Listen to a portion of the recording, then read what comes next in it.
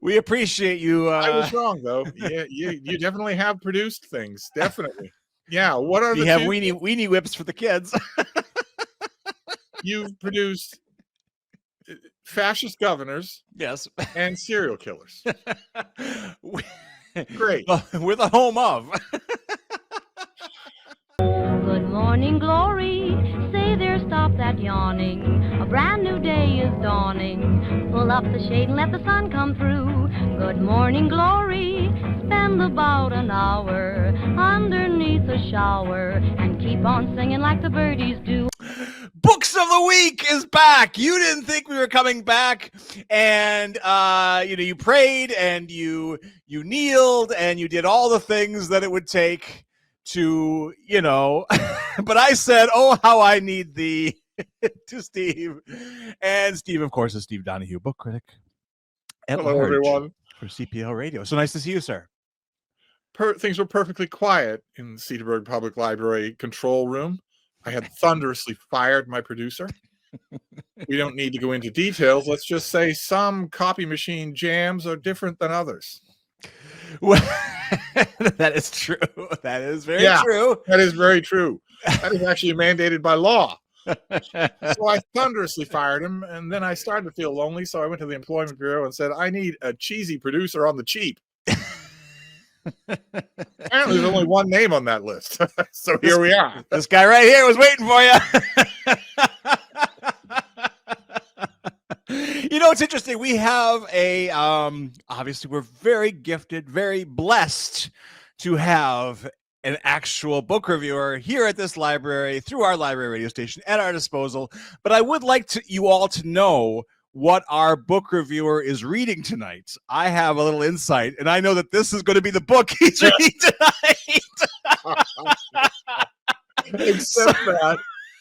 Except for one little detail, which is absolutely crucial, which is that on the original Ace paperback cover of Wandle the Wanderer, he's pink, not red. Oh. Well, this must be the director's cut. You look at the cover and you think that the space woman in the leotards, that the next thing out of her mouth is going to be, "Oh, are you adorable?" I figure the first line is, "Oh, you're early." So there we are. That cover, for those of you who are watching instead of listening, is also an accurate pictorial demonstration of Jeff's arrival at work every day. The gravitational pull in Wisconsin is crushing. So there we are. What do we do on this ridiculous show besides what we just did? We actually did a perfect simulation before we started recording. We accidentally did a perfect summary of what we do on this crazy, wacky show. We were talking about giving your dog medication. Yes. We said that an effective way to do that is to wrap the medicine in bacon. Yes. And that's basically what we do. That is exactly what we do, and it was the 4th, and look at all the things you can do with meat. So there we are. It's a Frankie 4th. Hey, we like to take a look at the new releases, the new arrivals that come down the pike. We look at a nonfiction title and then a fiction title, and then we do something called Wildcard, where all bets are off, and one or both of us storms away from this ridiculous asylum of books. And we should point out to our viewers that I know you have quite a bit to suffer with in this show, but there's also something noteworthy about it. My producer actually does the buying for a library, and I am one of the only full-time professional book reviewers left in the country. So that's a neat combination. Why aren't the checks pouring in? I think it's probably the rest of the show. If we could just tell them, I forgot about that. Make them watch it, they might send some checks. But we don't just tell them about it. We make them watch it. Forgot about that part. Very important. Well, Steve, you should launch us into the stratosphere, the nonfiction stratosphere. What have you got for us today? For nonfiction today, we have a debut by Adam Alexic, called Algo Speak. And it is about the algorithms that run our lives. In a way, tangentially, at least in the background, it's about that. And it's important for you to understand that that's true. the airplanes that fly over your head instead of crashing into your subdivision are piloted by algorithms. Mhm. When you go to the doctor's office because you have a weird lump somewhere, Mhm. and the doctor behind the desk looks kind of bored, it's because on his screen he is playing World of Warcraft. The algorithm is going to diagnose you, not him. Right, He's not even right. listening to you. Absolutely. When you apply, if you're in the United States, when you get a diagnosis for that weird lump, and you then file your insurance claims, Sure. the reason that you get back your $500,000 bill is because of an algorithm. In America, that's a merciful algorithm because it should be 1.5 million for your little lump, for your Indeed. little weak lump. So that uber reality, that's just the practical world. Yeah. But if you are one of the 5 billion people on Earth that also spend a lot of time online, well, your time online is entirely governed by algorithms. It's just entirely governed that way. People still think there are a few people out there who think that when they click on something, it's of their own free will, which is amusing. There are still pockets of the internet where your free will govern what you do, but they're rarer and rarer. Some people are watching this show, Steve. People are. I assume it's not free will in their case, though. I assume it's some sort of community service, some kind or other. But the main thing, Adam Alexic is mainly concerned with language. I mean, algorithms are in the background of his book. It's really good. It's his debut. It's really well done. It's really entertaining, really informative. It's very much a recommend. Mm-hmm. But really, he's concerned with the way algorithms talk and the way they talk to each other and the way they make us talk like them. Yes. That's, absolutely. Which Kinda is horrifying. absolutely true. Yeah. That is absolutely the case. If you're online, I am online basically all the time. And so, I have an ear for these things. I spot them right away. Yeah. So it was 2 months ago that I realized that one men's rights manosphere channel and one gaming channel, totally unconnected, totally non-overlapping audiences, that both of those people were using the phrase crash out. My son just started that 3 weeks ago. Yeah, it's everywhere. Literally everywhere. Every news show, every news YouTube channel, every gaming channel, every pop culture channel, every culture war channel, every comic book channel, every book channel. So and now this one did. Yeah. Now we just did. We're making it worse. There's no this author wants to point out that there's no external force making humans do that. There is an external force making algorithms do it. They like to imitate each other. But there's no reason why humans have started saying unalive instead of kill. Right. There's no reason that humans are starting to say SA in their normal conversation, not online. In normal conversation, they're starting to say SA instead of sexual assault. They're starting to say corn instead of porn. I heard that recently as well. When Algospeak was first starting, years and years ago, perhaps the most notorious example was people using the word literally when they mean figuratively.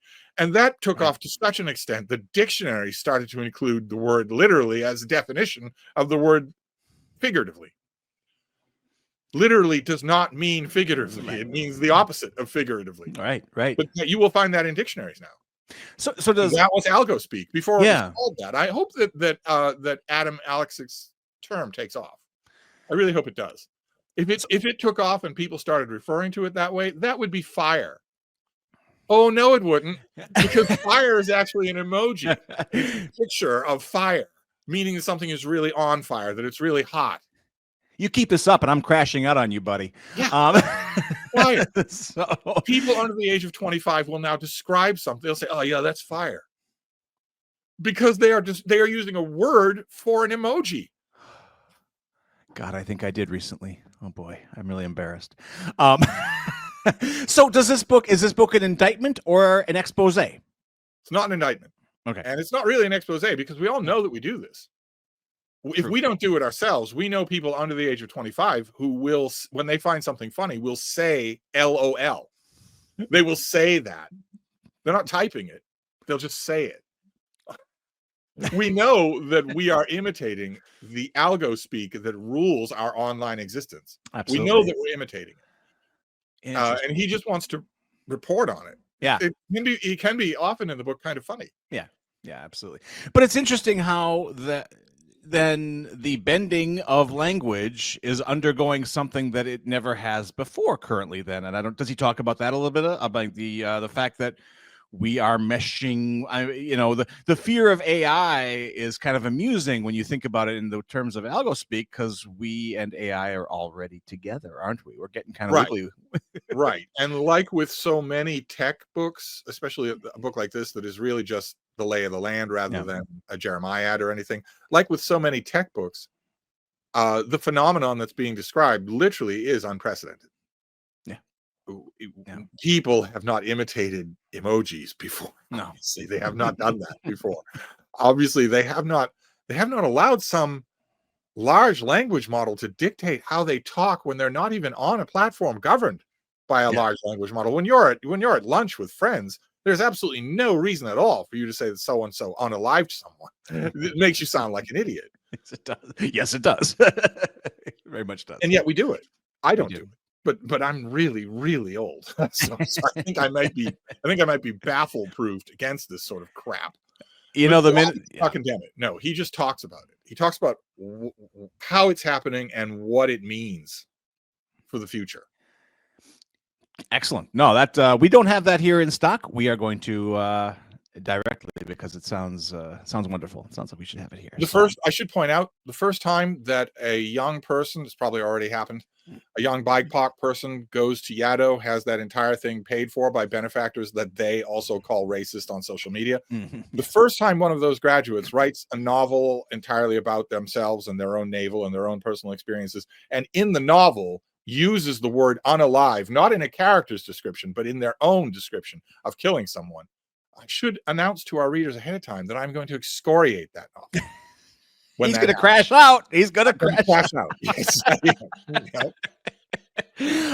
Very interesting. I found if you're probably over the age of 50 and you use some of these Algospeak things, that people who are 14 to 24 will look at us with the most a look of pure horror. And they'll even say, "You can't say that." Yeah. So they shouldn't either. So we're good. We're okay. They shouldn't do it either. No, they really shouldn't. And you should obviously, I mean, I know this is the point, but I'll say it anyway. Obviously, under no circumstances whatsoever, under any part of life, should you outsource your thinking or your speaking to anyone. You should never do that. Well, 2025 America. I'm sure it'll be fine. I'll be recommending baking soda. Yes, absolutely. Every now and then we have Housewives Playtime, and that's our Algo Speak. It does something off to make us feel better. So that's our nonfiction book. And that's a recommend, and that's a good thing. That's why you're here. Let's see how he feels about our fiction department today. Well, Algo Speak is all about the cutting edge of the present, maybe even the future. Mm-hmm.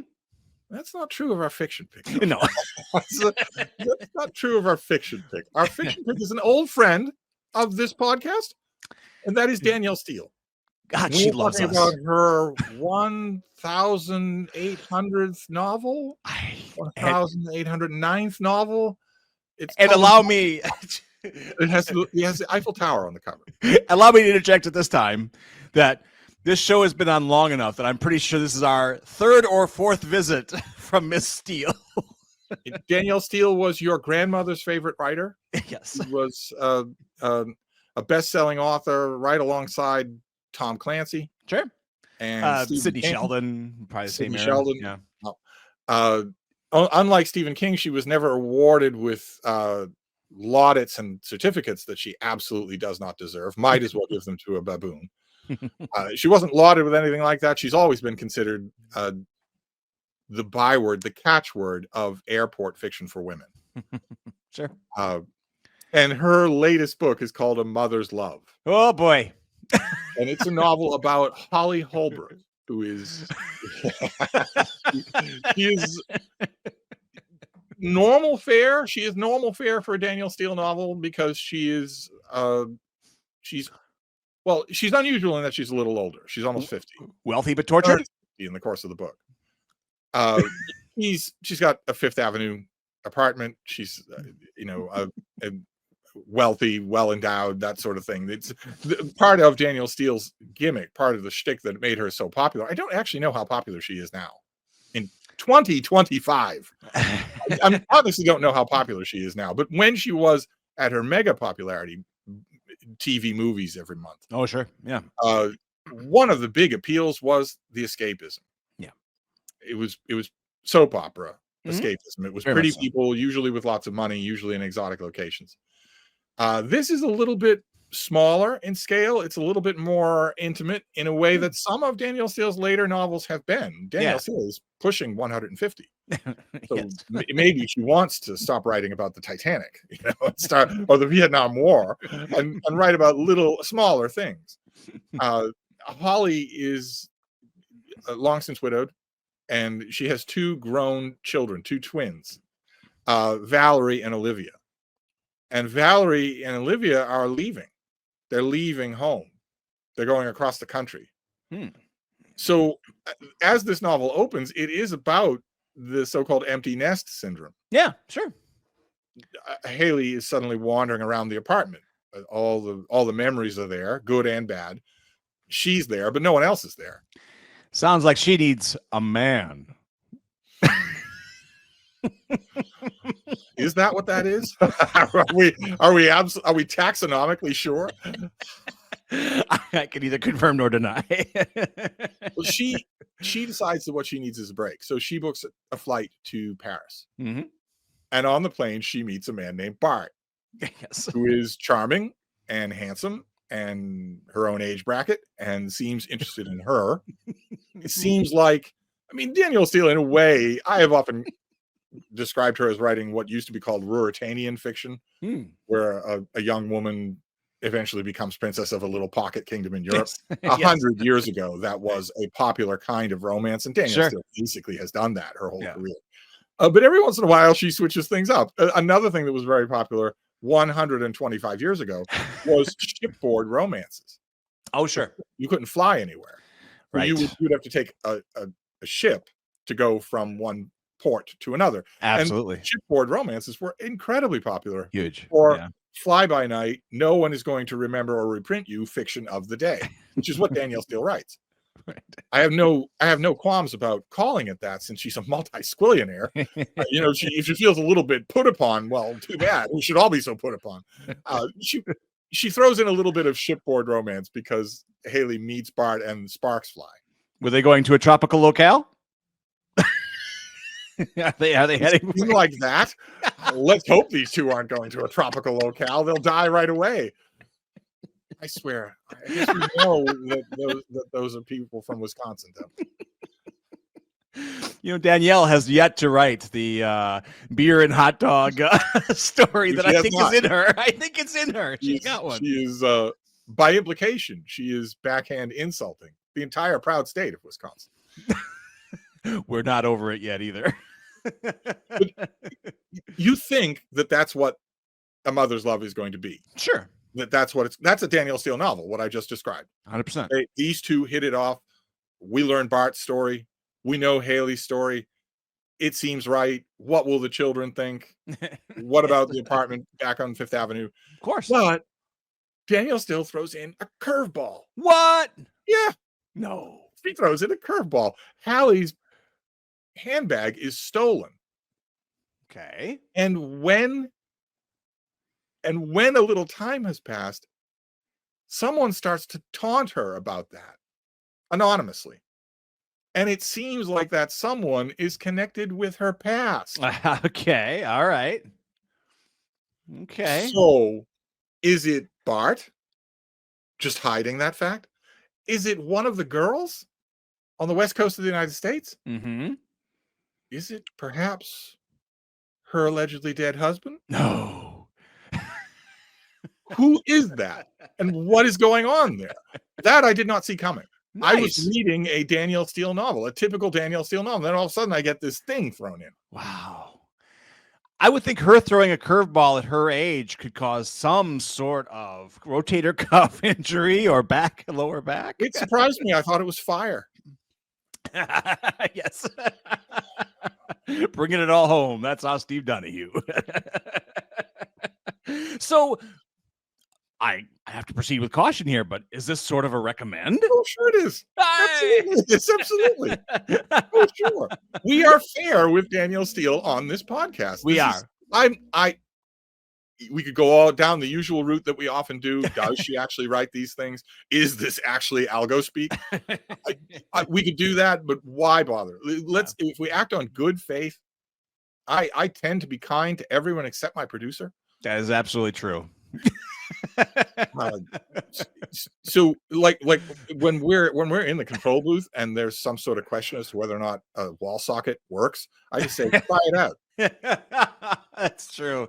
Well, when you have machinery like this in our lab, we have all the latest stuff. Here at the CBL lab, we have all the latest it's stuff. really nice how our benefactors take care of us. Together have a total storage capacity of 1 gigabyte. Have we hit a gigabyte this week? Impressed, are you? That's good to hear. That's good to hear. You know, no. If we leave all that kind of speculation aside, this is an hour of reading that you will not regret. You just will not regret it. So you asked a question. Yeah, you asked a question in the middle of your popularity, and I have noticed that the last couple Steel opuses, opi, are a little hotter than they've been lately. I think she might be one of these kind of this is her pattern. And I actually had to buy one extra of A Mother's Love. Actually, I'd do anything for A Mother's Love. But anyway, I don't doubt that it's popular at the library. Danielle Steele's shtick, her entire stock and trade has always been escapism. Yeah. Well, if you're living, for instance, through a time where, let's say, just as a hypothetical, your country, the home of the free and the land of the brave, establishes a concentration camp on its own soil, you might want a little escapism. With alligators. Let's not. You might. And the point of the alligators, that the people who were abducted illegally and put there without any trial or recourse might die. And wouldn't that be fun? Wouldn't that be fun if they were eaten?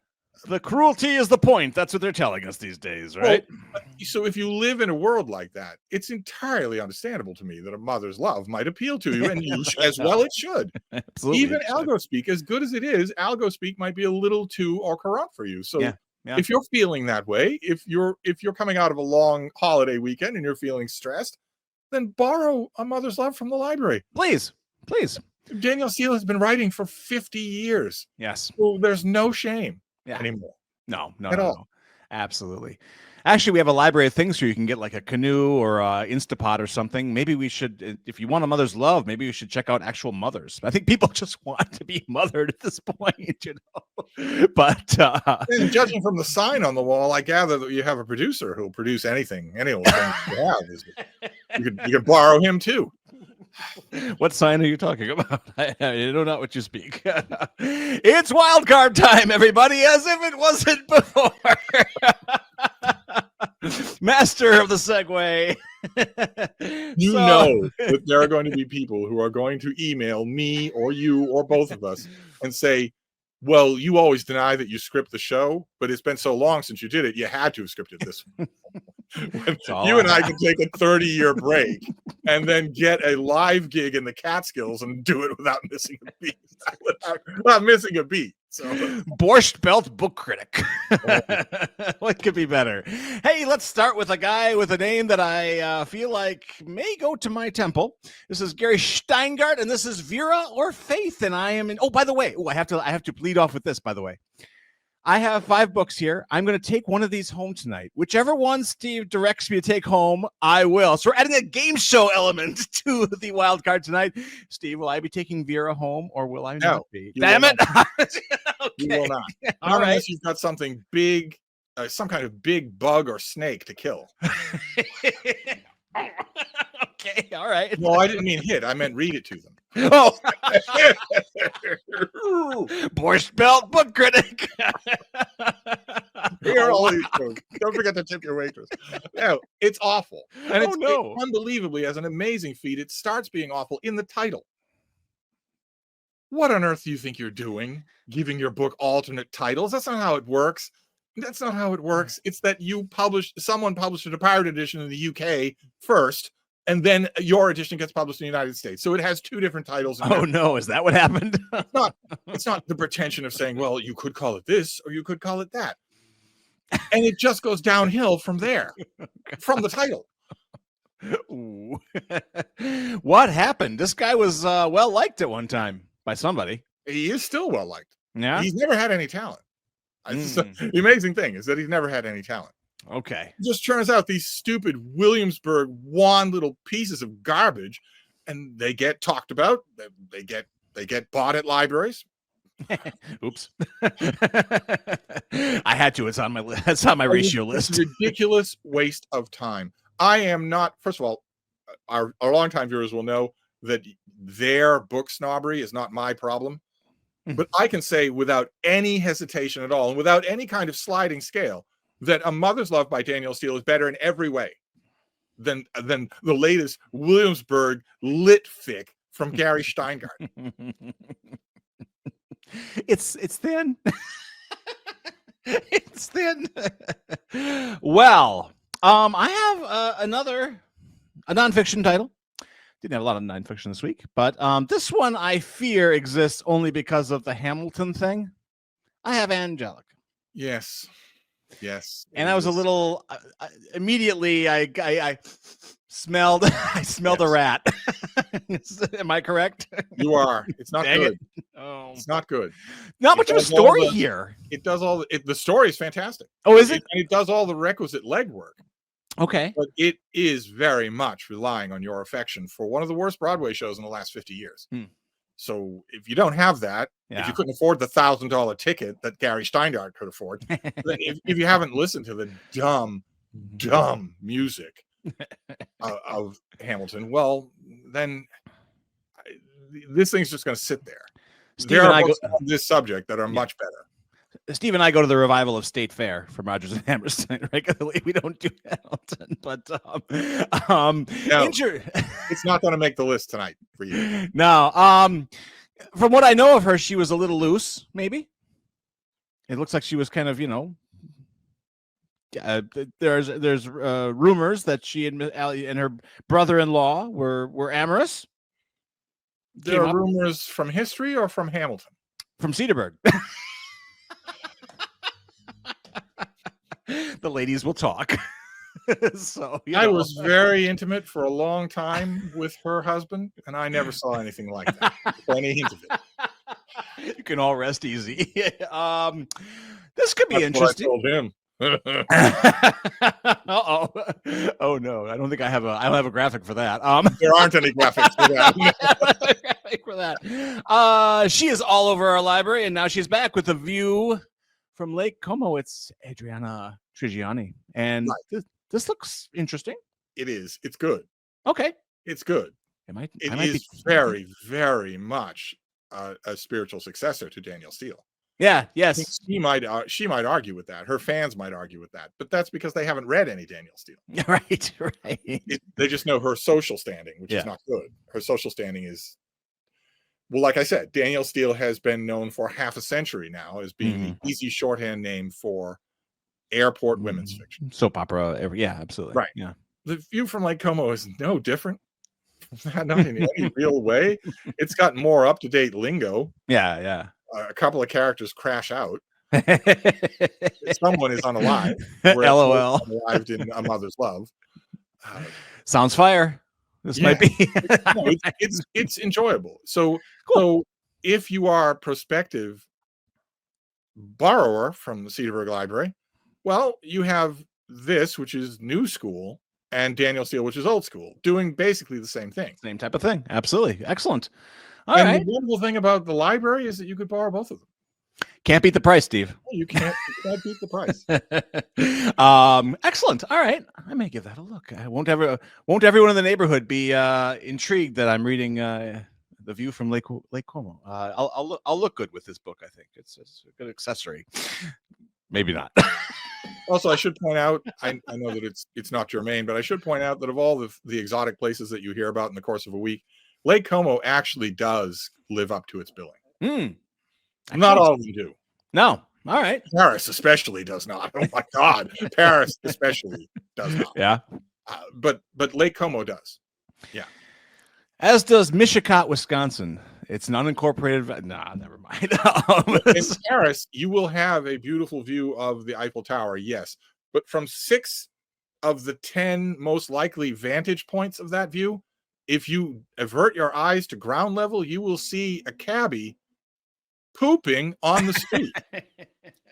Like you were in the middle of, I don't even know. I would say Bangladesh, but it doesn't happen there anymore. I don't remember that with Gene Kelly and American in Paris. No. If you're looking at the Eiffel Tower or Notre Dame, and then you look to the left, you will see literal piles of garbage. Yeah, it's like John Waters directing American in Paris, I guess. So there we are. I have a fascinating little nonfiction piece that I can't quite figure out what this is about. It's A Marriage at Sea from Sophie Elmhurst, and apparently it looks like a nonfiction account of a couple stranded at sea who wind up kind of facilitating their own marriage or something, and the trials and tribulations therein. So I don't know the book at all. Yeah, it showed up on my nonfiction buyer's shelf, and I said, "Why did you buy this?" Well, Hampton Sides, the wide sea, raved about it, so I guess that's why. But here it is. When does it take place? I'm fishing for that. It's 1972, apparently. 1972. Well, it was written rather late to get stranded at sea.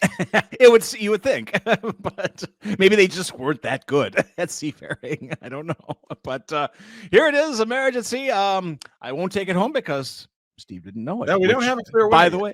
By the way, and I don't know, the book is not a recommendation. We don't have a clear winner yet. The closest we have is the view from Lake Como. The view from Lake Como, which wouldn't have been what I thought. I suspect it's not going to be this, so I think I'm going home with Adriana tonight. It's a first novel, and it's called Crown from Evanthea Bromley. Are you familiar with this? No. It looks a little self-pubby. And it's historical fiction. It is not. Well, I guess depends on what you feel is historical.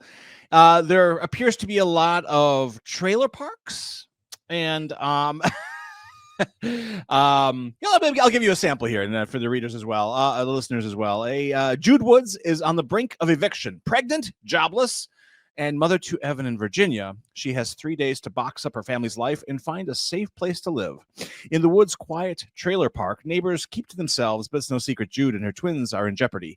The eviction notice slapped on their front door like a white shout. I'm working on that too. When Jude's contractions flare just as their power shuts off,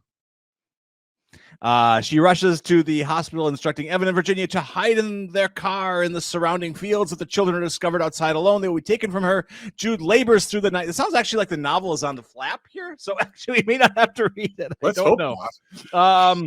So it's like 10 grammatical errors in 2 sentences.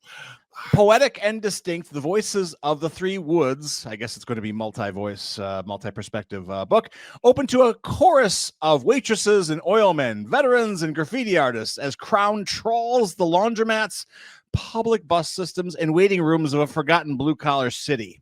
Mesmerizing singular debut, tenacious spirit of a young family and their community comes to profound and moving life. Miss Bromley is a graduate of the Warren Wilson MFA program for writers and has a bunch of scholarships.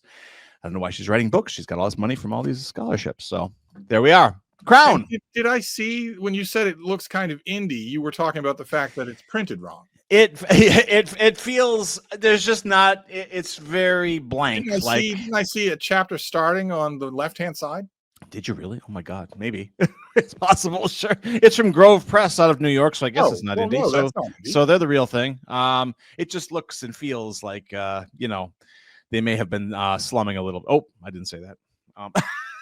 But this is Crown, and with some holds on it, so somebody's talking about this. I don't know, maybe if one of the No, I've morning never read it. Yeah, I haven't read it. Here it is. All right. Well, the winner, the proud winner, is The View from Lake Como. Unless you want to read Algo Speak. Not in the house yet. So I'd have to buy a book, and not like yourself, I go, ooh. No, it's one of the things that my producer and I have in common is that we recoil at the idea of actually spending money on books. My God, He's no. all of them with his library's budget. This is how we live, Steve and I. That's how we live. Wow. Well, that was a show. What was that little white shout that the priest was offering to the boy? We're not allowed to talk about that on the show. Yes, but that is a show. That is Books of the Week. Wow, we've been away, and now we're back. And Lord willing, we'll stay back. Like stay way back. No, but I would like to point out that this show is brought to you, and you can help bring it to you. But with patreon.com/books of the week, drop a little coin in there, and next thing you know, you'll feel good. The friends of the Cedarburg Library make this possible, and they'll feel good. And yes, Steve. One of the friends of the Cedarburg Public Library is fire. LOL. No, literally. Before they crash out on us, I think it'd be a good time to get the hook. Ladies and gentlemen, thank you for tuning in. Steve Donahue, thank you so much for entertaining all of this. And we'll be back next week. Promise. God.